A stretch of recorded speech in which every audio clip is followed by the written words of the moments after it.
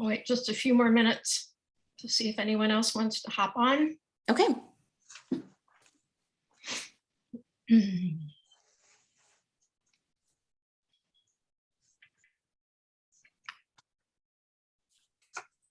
I put the survey in the chat for the climate action plan.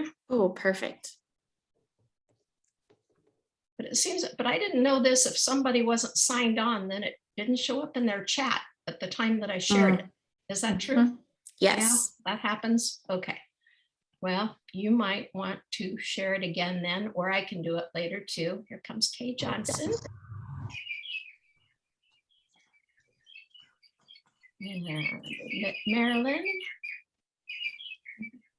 And Seal. They're storming the gates now. We got lots of people coming in. Yay.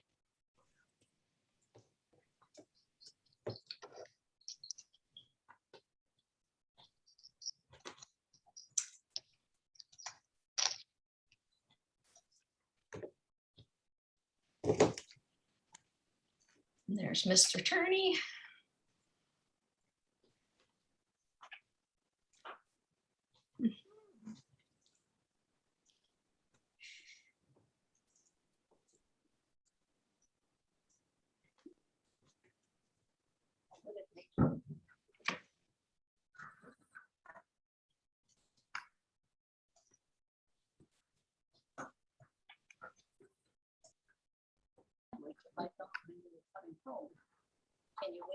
And we're recording, right?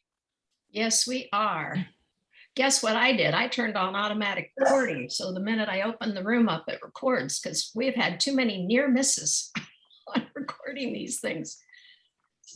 I didn't want that to happen today.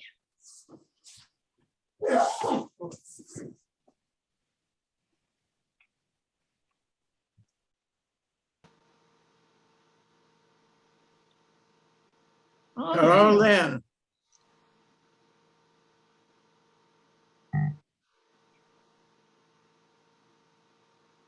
I need to go make a sandwich. I will be back.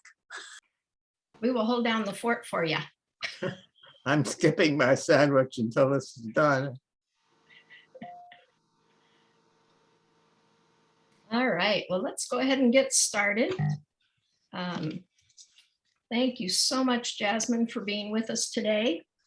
Housekeeping, if everyone could put themselves on mute if they're not asking a question, just keeps down the background noise so everybody can hear each other more clearly. Jasmine, do you have a preference if questions in the chat, or would you like people to just unmute themselves and ask the questions when they come up? Let's do the chat. And if someone could monitor that, because when I share my screen, sometimes it's difficult to see when chats come in. Okay. That would be helpful. Okay, I will do that. And I will start with an introduction.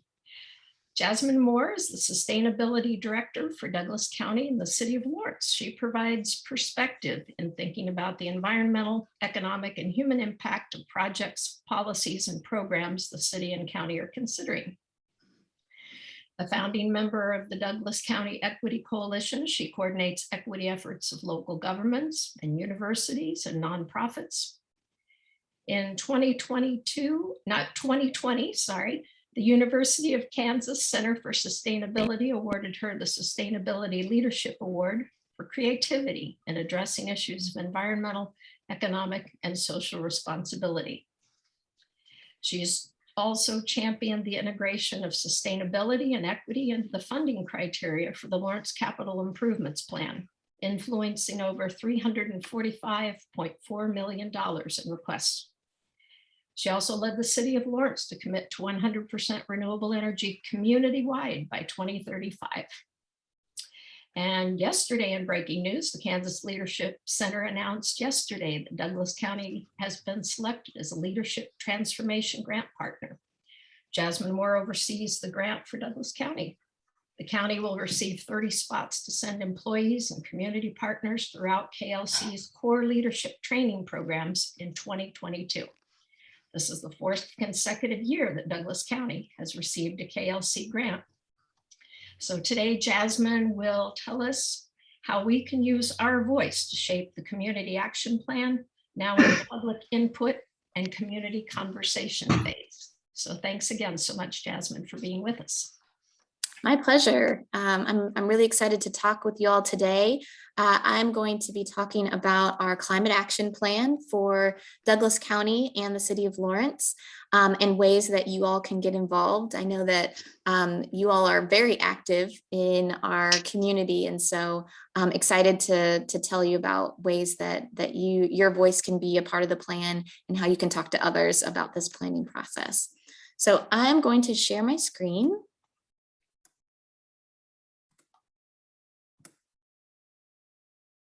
And start off by talking a little bit about the background of our climate action plan. The big call to action for the development of this plan really came formally in 2019 when the county and the city came together and adopted Plan 2040, which is the comprehensive plan for our community. So it lays out a vision for the future for until 2040. And there are two elements in there that specifically call for a plan to address climate change adaptation and mitigation, as well as looking at air quality in our community to limit our outdoor air pollution and excessive greenhouse gases. So those two pieces in that long range comprehensive plan are specific call to action for us to do this work. I want to add, this is also building on the long history of Lawrence and Douglas County being at the forefront of environmental action. So that legacy has helped us get to this point. We're by no means starting from scratch. We're building on a lot of legacy, and as well as, the city of Lawrence has a formally adopted climate protection plan as well. So this planning effort is designed to build on those efforts and connect to existing plans. This plan is intended to be adopted by the city of Lawrence and Douglas County so that it can drive policy decisions and budget decisions. So this is a really important process, which is why we are so focused on community engagement as a big part of this. These three icons really represent how our plan is grounded. Our plan is grounded in, first of all, reducing our impact on the planet, and specifically around greenhouse gas emissions. The second one is, how are we adapting to the extreme weather conditions that we are already starting to see as a result of climate change? And then the third is the importance of engagement. Community voice is so important in this planning process. We want to hear from people of all backgrounds, how they are impacted by these changing weather events and extreme weather events, how they are impacted by our greenhouse gas emissions, and what they want to see for the future of our community.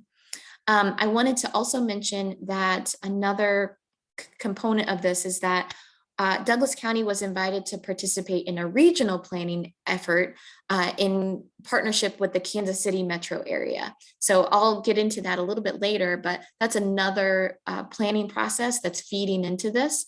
So there's a regional climate action plan that encompasses 10 counties in the Kansas City metro area plus Douglas County. That's another source of information for us. So as we go into this planning process, we are grounding our planning process in equity. We know that climate change is impacting all of us right now, but it's impacting us in different ways, and some more than others. So we are focused on prioritizing and being very intentional about our outreach so that we're hearing from those communities that are hit first and worst and have less of an ability to adapt, resist, or recover from the impacts of climate change. This is a map of the whole 10 county area that I mentioned earlier that looks at socioeconomic stress for our communities. So the darker the color, or that darkest blue, are the areas with the highest socioeconomic stress. So that is taking into account a lot of things, including education, employment, income level, age, race. Those are things that already set the groundwork for stress.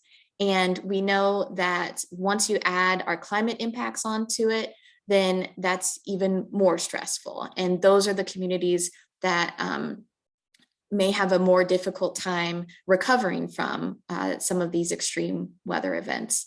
There was a report that was recently released last month from the Environmental Protection Agency that does a deep analysis and really for the first time looks nationally at the different groups that are most at risk because of climate change. And the 4 that they specifically looked at were those with low income, people of color, those without a high school diploma, and people 65 and older. And so those 4 populations specifically have a lot of risk factors when it comes to climate. So as we go into our planning process, we are going to be asking questions that help us to focus on equity in our engagement efforts, to planning our policy priorities, to the implementation of the plan.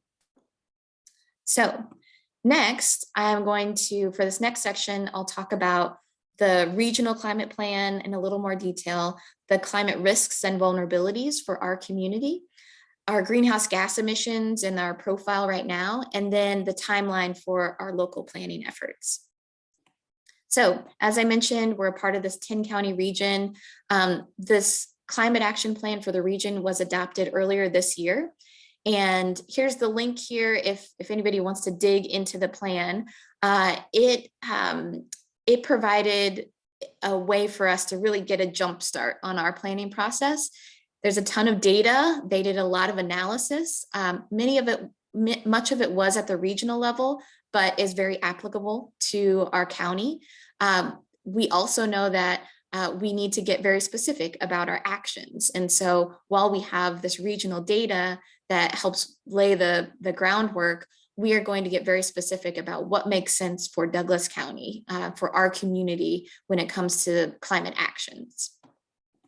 So one of the things that was done as a part of that larger regional climate action plan was a vulnerability analysis. So really looking at how likely is it that we will experience any given weather condition and how severe is the consequence going to be for us.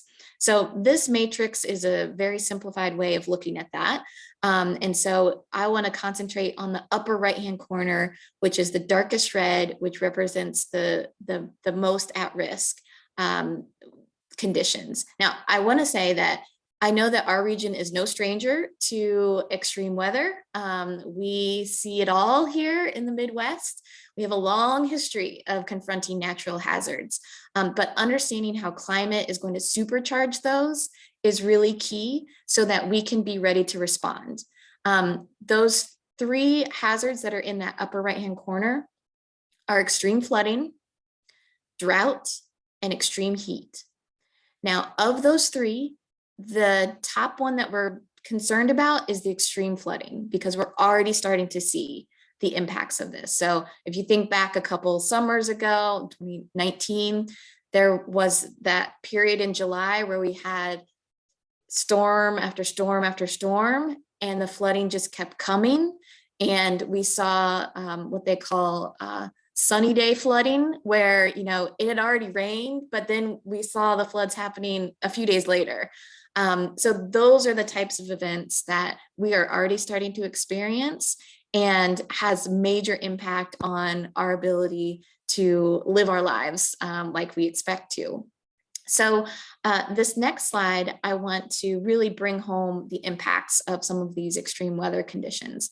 These are headlines from just the last 6 months. Some of them are from our immediate area. Some of them are a little farther out, but there's conditions that we might see here as well.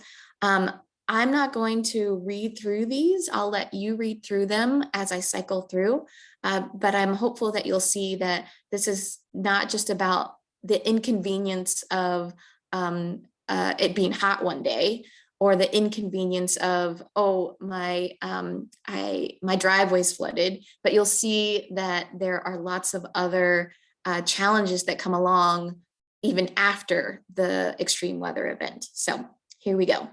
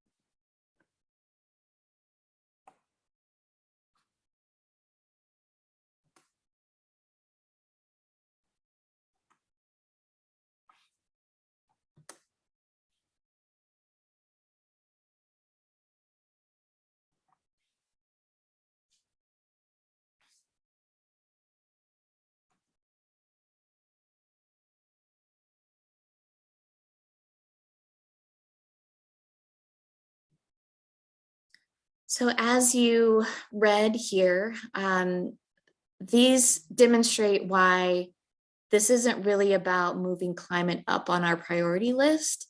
The reason we care is because climate already affects everything that's already at the top of our priority list. It impacts our health, it impacts our family, it impacts our ability to work. So this is encapsulates why this is so important and why this is such an important time to do this work and have these conversations. So now we talk about, well, what can we do about it? One of the things that we can do is do our part to reduce our contribution to greenhouse gas emissions. This is a profile of a very simplified profile, but a profile of our greenhouse gas emissions for the region. This is for that metro area, but it looks very similar to what our local profile looks like. So I wanted to highlight the fact that the energy sector includes both electricity and natural gas, so how we heat and cool our buildings. That makes up 63% of our greenhouse gas profile. The next biggest area is the transportation sector. Now, this is mainly road transportation. So this is not really air transportation in airports or trains. This is on the ground transport. So us driving around, and almost half of that is single occupancy vehicles. So that's us driving by ourselves in a car around. And then you see the waste sector makes up about 3%. And then there's a tiny little slice that makes up other things like industry. So as we think about where are the biggest opportunities for us, energy and transportation are always at the top of the list. So one of the other things that was done, a part of that regional effort, was to look at how could we reduce our greenhouse gas emissions. And so this analysis was done to show where the biggest opportunities are, how could we focus these efforts. The first biggest chunk is energy efficiency. So it's not that everybody has to go and put solar panels on their house. It's how can we tighten up the buildings that we already have. The second area that has the biggest opportunity is the electricity generation. So that's where we go to the source, and as our utilities are increasing the amount of energy that they're getting from renewable sources like wind and solar, that it does a does a tremendous amount for how we can make progress. After that is transportation. So rethinking how we are fueling our transportation and how we can reduce our dependence on transportation. Waste, again, makes up a tiny slice of that. And even if we do all big of those big four actions, it's still not going to get us where we need to be. We need to think about how we can sequester carbon. How can we capture carbon? And Douglas County has a lot of land, and this is a great opportunity to think about what that might look like for our agricultural community and opportunities for them. So the Regional Climate Action Plan identified 9 areas of action. These each have specific goals and strategies in them. Some of them accomplish both reducing emissions and preparing for extreme weather at the same time, like increasing the amount of trees that we have and native plantings. Each of these strategies provides a wide range of benefits, and they identify connections to public health, environmental health, the economy, and community building. Equity is also, as much as it can be, woven through these as well. These 3 at the top are highlighted because they're a little bit different. These 3 I see as requirements.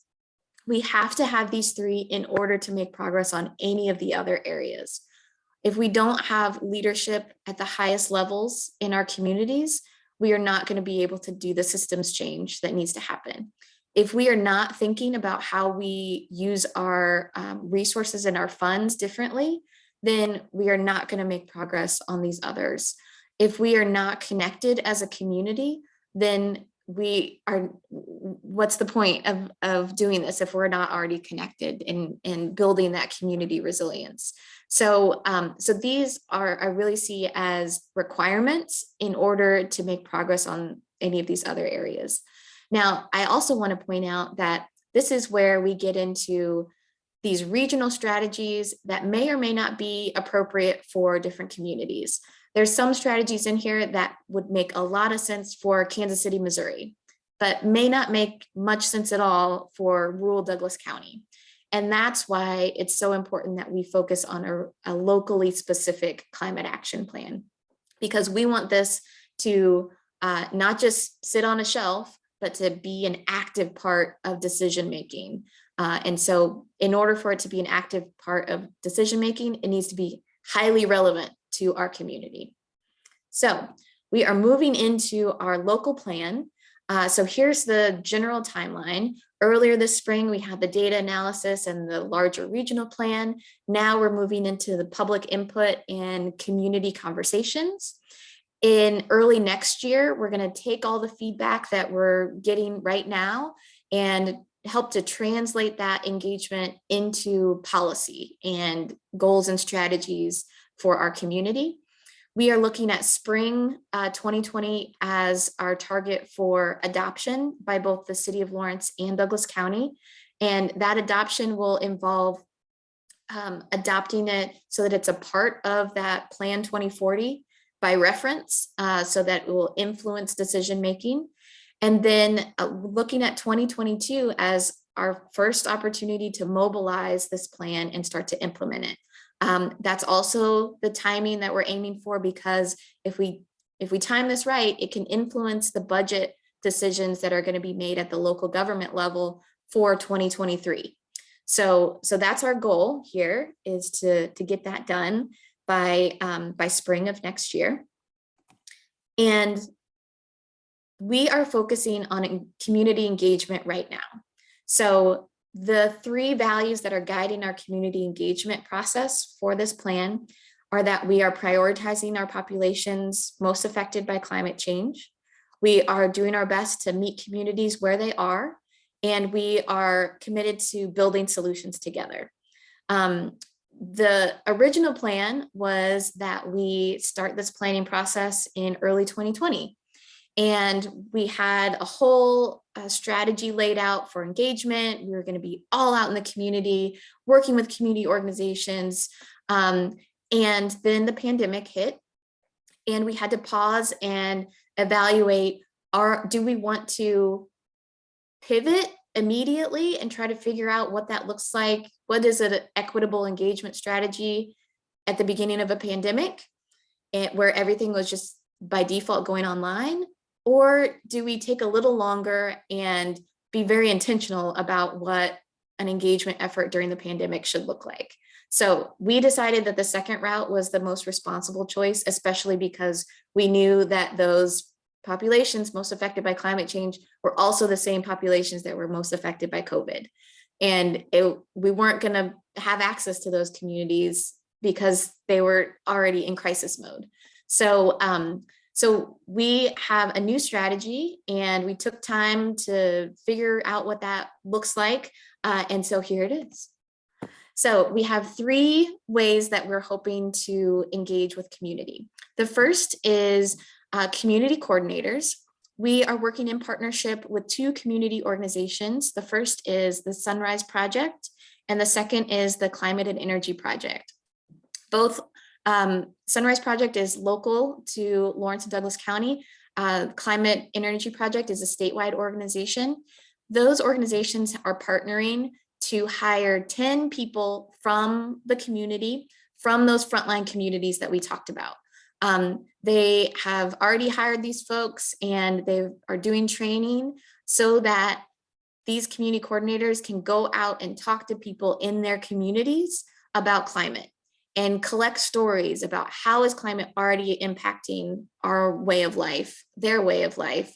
What are the concerns that they need to elevate that we may not even think of? And so that work is just starting now.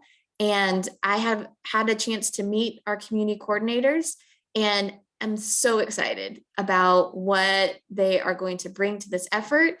There's just so much energy and hope and connection that's happening already. So I can't wait to be able to share some of the stories that are coming out of this effort, because these are the types of meaningful connections that are so crucial to this work. The second way that we are doing engagement is our community survey. This is designed for anybody in Douglas County, Lawrence, or anybody who cares about the future of our community to participate and tell us your experience and connection to climate. Right now, our first survey is out. It has like 12 questions, so it's very easy to fill out.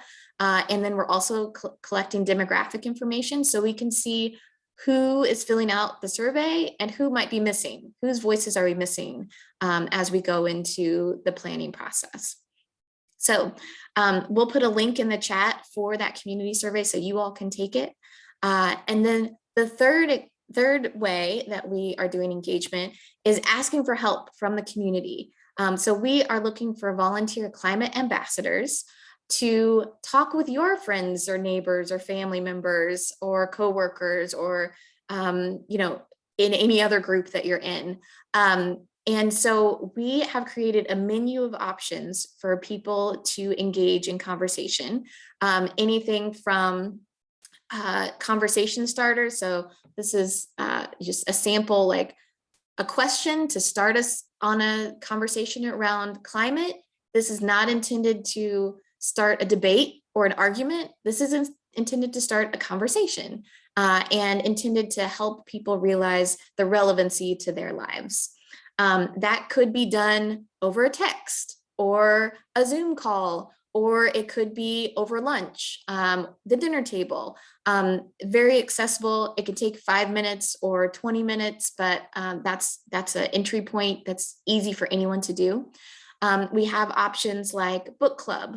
So we have 2 books that we suggest, and then the Lawrence Library has put together a whole reading list for ages, you know, picture books all the way up to adult reading of topics and books related to climate and the environment. So we have 2 books that have structured discussion guides, as well as book lists where you can make your own, have your own discussion. We have a photo voice project where you get together with a small group of people and you take pictures of things in your environment. That can be a question that you decide to respond to, or we have some things in our guide that to get you started. So I think one of the questions is, what is a place in your community that you might be afraid of losing if we have this extreme flooding on a consistent basis? What does that look like? And where is that place? And what is the conversation that stems from that? So we have 5 very detailed activities that you can do, or you can make up your own. But the idea is that we cultivate these small, meaningful conversations all across our community. And then you give us a little bit of what came from that. So we have a way for you to just fill out a short form at the end of the activity so that we can glean some of that information to inform our planning process.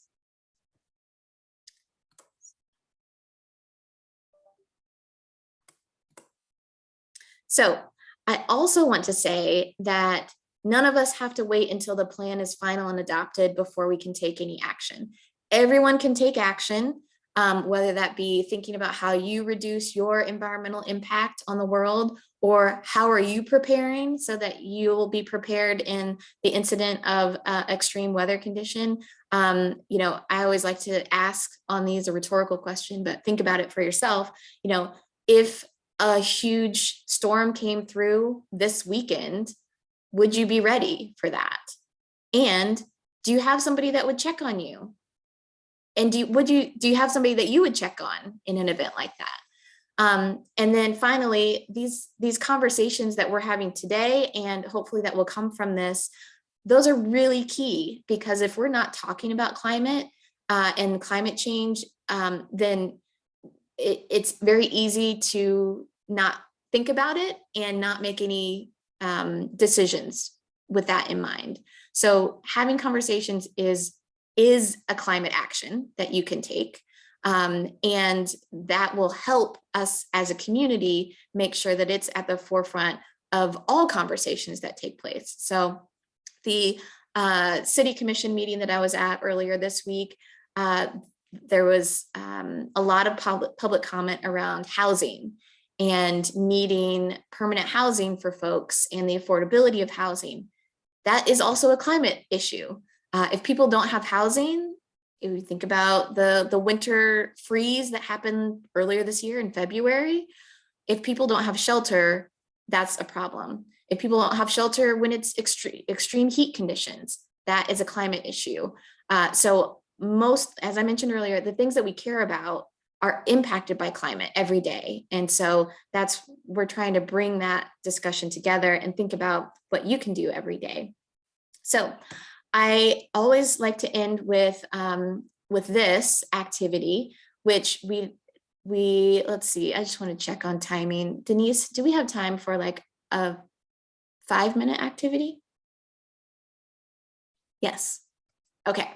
So here we go. So I want you to actually, like, if you have a pencil and paper, or if you're digital, you can figure out how to do this digitally. I always like to write it down. Just take a minute to get a piece of paper and a pen or writing utensil.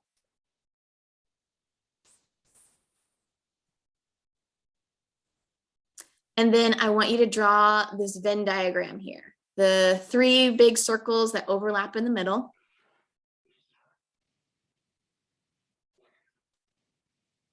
And we're going to take 1 minute, and I'm going to time it. I want you to fill out the top circle. What are a few things that bring you joy? What gets you up in the morning? What are you excited about? What brings a smile to your face?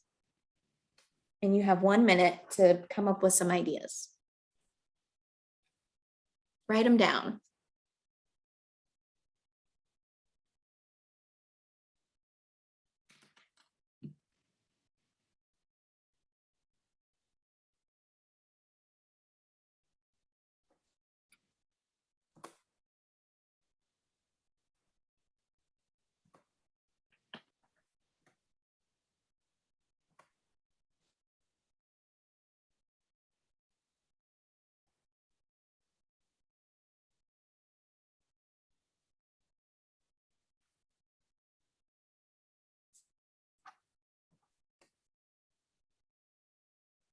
Okay, hopefully people have written at least one thing down that brings them joy. Next, we're going to go to that bottom left circle and write down a few things that you are good at. What are your special skills, the magic that you bring to any room, or your network that you have? what are resources that you have access to? So take a few moments to write a few things down, just a few ideas.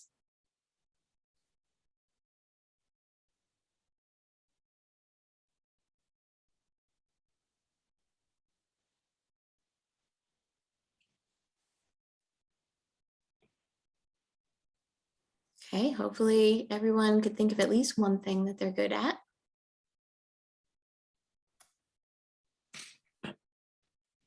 Okay, now we are going to move to the other big circle in the bottom right. What is the work that needs doing as it relates to climate or justice solutions? I can predict some things that might come out of this group, but think about, for you, what do you think is the most important work that needs to be done as it relates to this topic?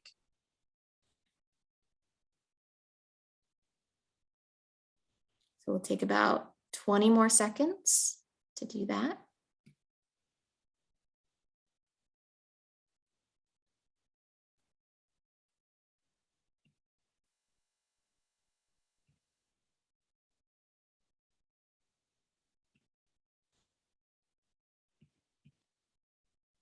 Okay, now here comes the exciting part.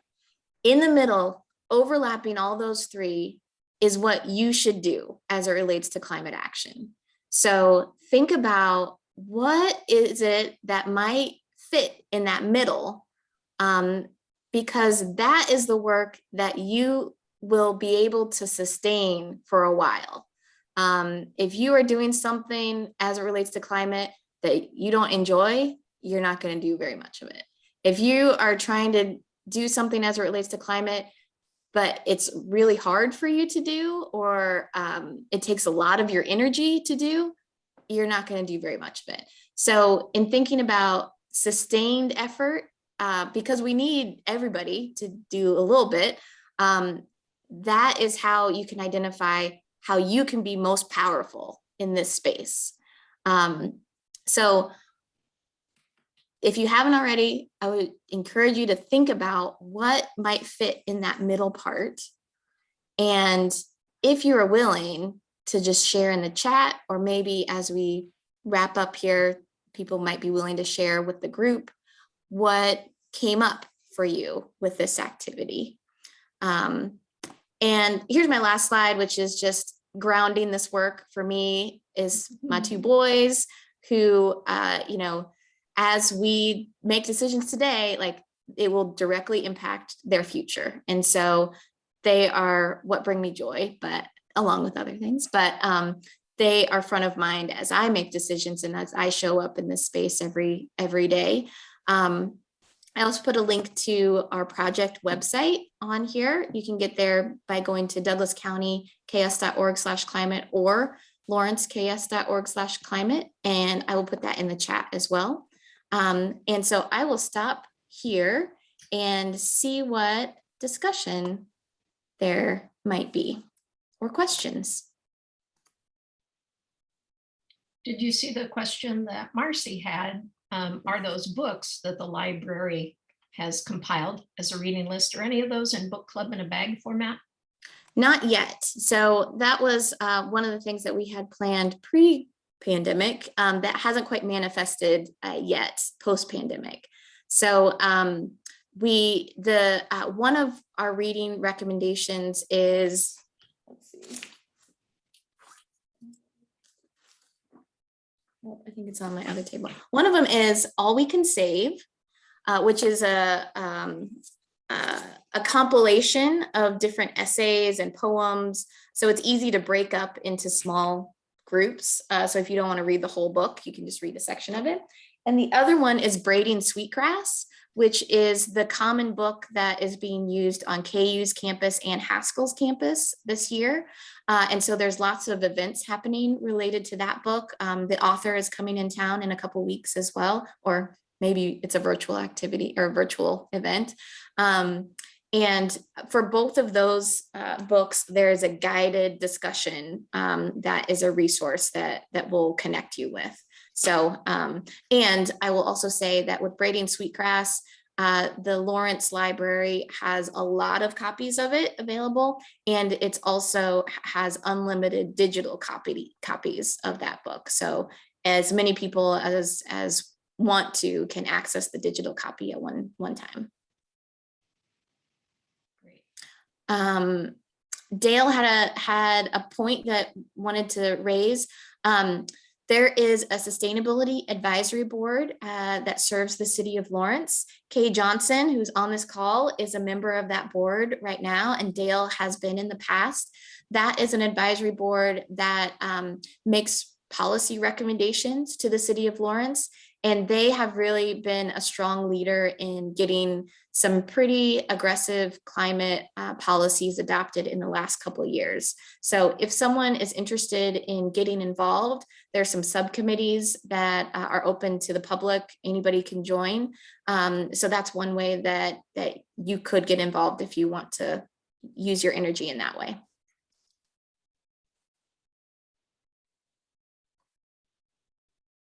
And if people have other questions, I'm happy to, we can just have an open conversation here as well.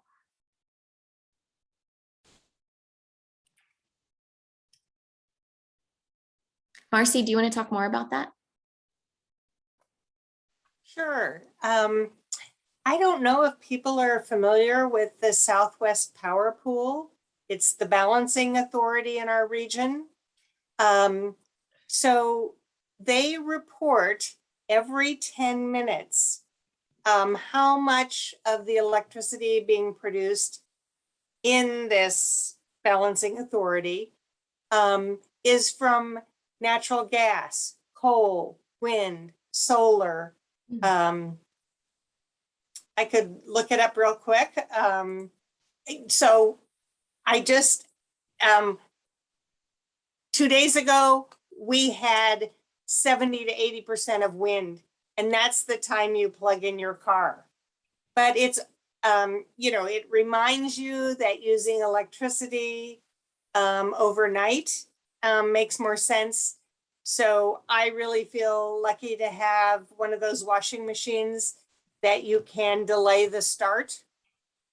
So you put your clothes in the washing machine before you go to bed, you delay the start, you have it wash those clothes at 4 in the morning when there's more wind, and then hang them up on the line before you eat breakfast. So it's kind of surprising to be able to have that information and know how to time your electricity use. So I put that link in the chat if anybody wants to check it out.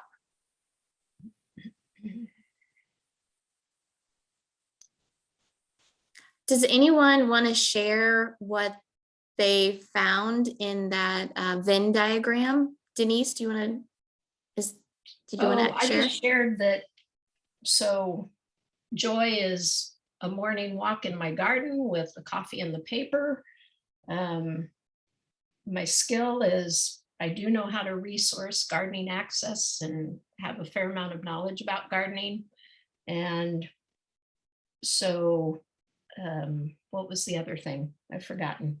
Anyway, in the center, it was I could write letter to the editors regarding we need to really rethink our lawns. Just recently, I've discovered, I'm late to the party, but Doug Talmy and his book, Nature's Last Hope, about how we just really have to abandon radically our lawn fixation in this country. And that will positively impact climate change and just the whole species that we depend upon for our web of life here on Earth. So that was it. And volunteering for community garden projects. And that's really exciting. Sunrise Project is just down the block from me. I'm very excited to hear that they're participating with the climate ambassadors. No, what's the word? The Coordinators. Coordinators. That's right. So yeah, so that was very exciting. On that great exercise. On that idea of gardening and changing our lawns to wildflowers and all that. I think we probably have a job in educating our lawn care service providers, because they add extra charges for treating your lawn with chemicals. And I always decline chemicals, but they really push that hard. So somehow we need to educate them.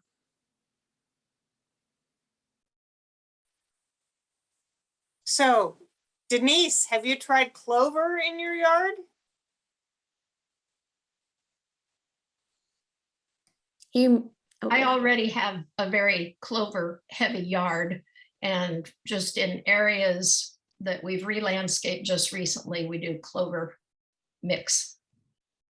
So yeah. Okay, so Jasmine, here's something you could help us with. When the city came and, had to work on a utility connection in the space between our sidewalk and the street, they were gonna plant grass seed, and I said, no, I would like clover. So that would be a kind of fun thing to offer as an alternative when they have to dig up some land. And actually, so I planted the clover, but the stand is doing pretty well. great, that's a perfect example of how we can rethink even the services that we offer as a city in the context of climate solutions. So something as simple as, construction is done and we're trying to repair the area back to the status quo. A question of, does that make sense or not? So those are the types of conversations that we will start to have more, for sure. Thanks, Marcy. Tad? Oh, yes.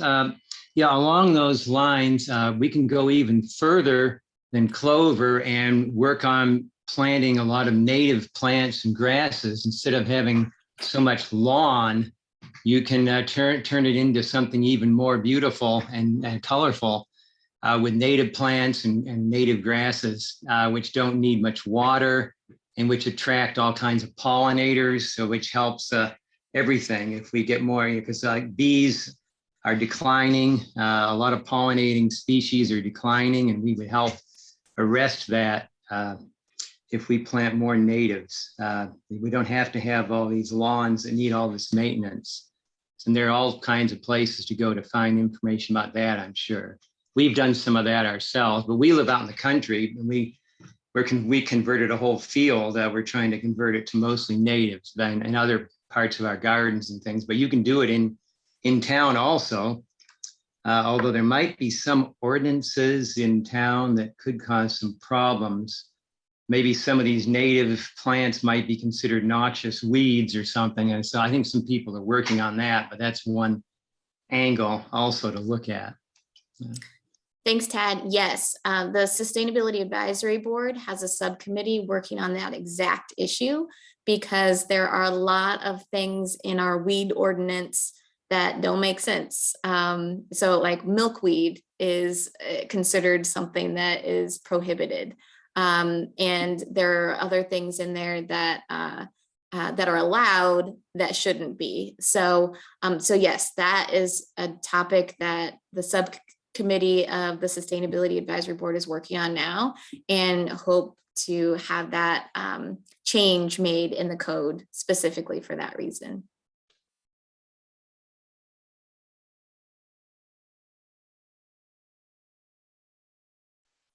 I'll just let Tad know to come see my yard, and we're gonna plant cover seed again when we harvest the sweet potatoes from the front yard. So I know that there's lots of other choices, but clover is really good between the sidewalk and the street. That's an area where you don't want something that's very tall. So this is a great thing for Jasmine to be working on, and I'm so glad we have her. Hey, Marcy, I love the idea of clover. Could you email me some information like on where to find it and what it's like? Let's put a little article in our next league newsletter. Because you can get white clover, you can get purple clover. That would be fun to share with everybody. Jasmine, do you have any good advice on? I think I bought white clover. I mean, I have lots of clover in my yard, but it's just there. It would be nice to have something that I actually put there. Some deliberate clover. Well, yeah, it's sort of instead of every time I fill in a little hole with grass, it'd be nice to fill it in with more clover. I would also add that our K-State Extension Office is a great resource for these conversations as well. And so they would have very good information about specifically what would be good to plant.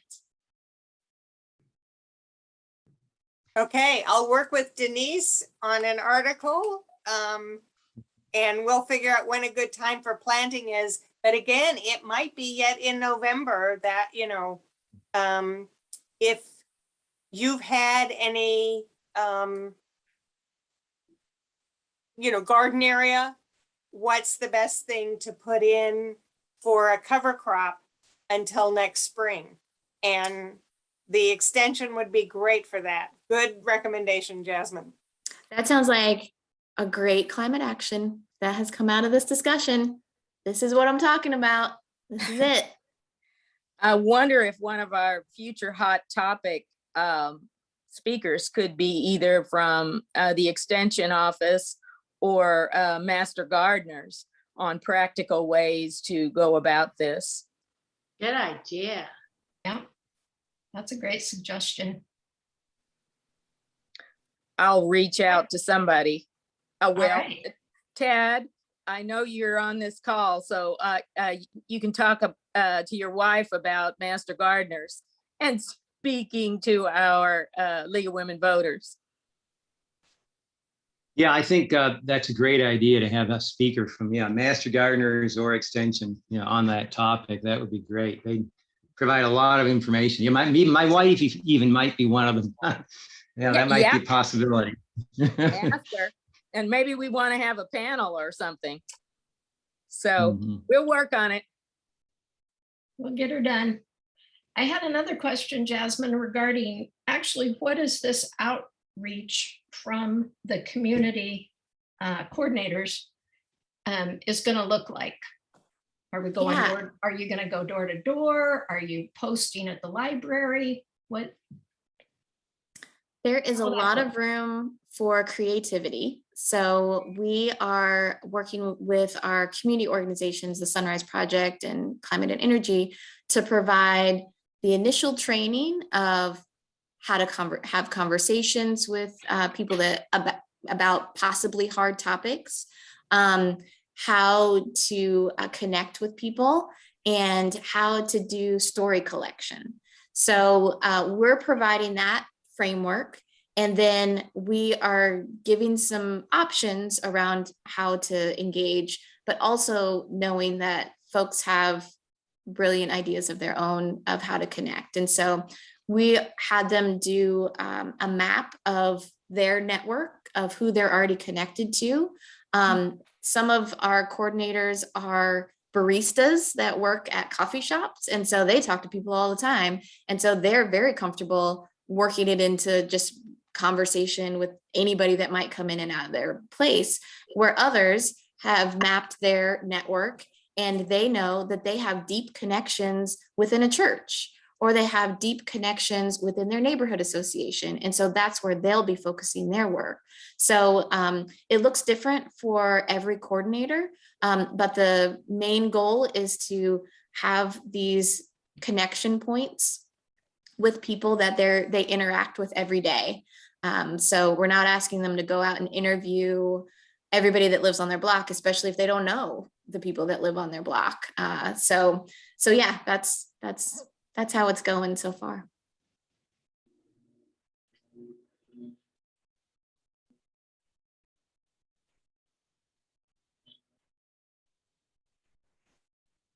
And I will also add that our community climate ambassador program, we're putting the finishing touches on our ambassador guidebook.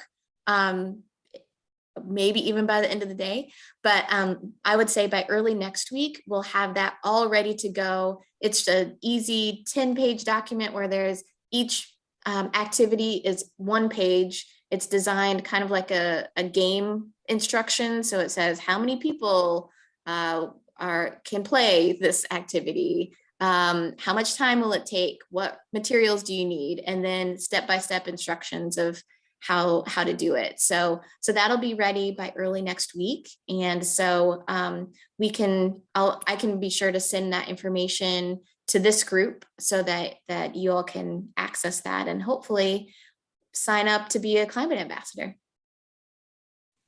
Great. I think that would be a fabulous activity for us to do. If there are no other questions. I've got not a question, but a comment. Yes. Regulations on different kinds of alternate architecture, straw bale houses and some of these things. There's regulations of city stuff, you just can't do it. So that'd be another way to try to educate the city. Mm-hmm. And Lynn, I appreciate that, because as we move into these next couple decades, we're going to have to be very creative and innovative, and we need to create space for that. So that's the type of feedback that's important, and that can feed into our plan. So I appreciate that comment. Okay, thank you. I want to thank the city for the adoption of the new energy efficient codes. And my husband was a little, well, really, do we have to do this? Do we have to insulate the crawl space? It has been incredible to see the energy bills from those 2 houses that met all that code requirements. So I think the other thing we should challenge the city to do is make some energy efficiency requirements for rental housing. Mm-hmm. I say this as a landlord because, if you're disconnected from the charges, that's not at the top of your list, but there isn't any reason that we shouldn't try to get the most energy efficient housing that we can in our community. Yeah. And that also goes to housing affordability too. So it's all connected. I appreciate you bringing it up, Marcy.